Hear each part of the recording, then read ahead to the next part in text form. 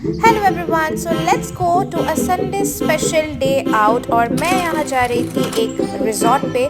So right now we are heading towards Dibrugarh and हमें recently पता चला है Dibrugarh has a very beautiful stunning resort which is HM resort, जो आपको दिख रहा है।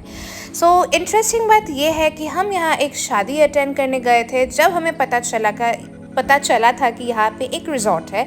And to be honest, the environment, the place was so beautiful. So this was the banquet जहाँ सारे इवेंट वेडिंग सब कुछ हो सकता है and it is very beautifully maintain. Then यहाँ बुगी सर्विसेज भी होते हैं। दिस आर दी प्रॉपर्टीज़ जहाँ आप रह सकते हो, स्टे कर सकते हो। And this is the lawn area where you can just chill, relax, take your photos. So resort के अंदर ही एक रेस्टोरेंट है जहाँ पे हम उस दिन गए थे and they have so many foods to offer.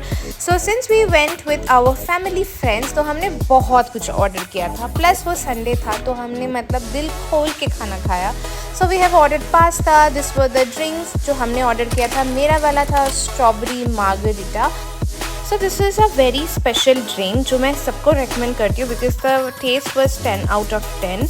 Then we have ordered this stuffed chicken breast with smashed potatoes and the food was 10 out of 10 and prices were also okayish.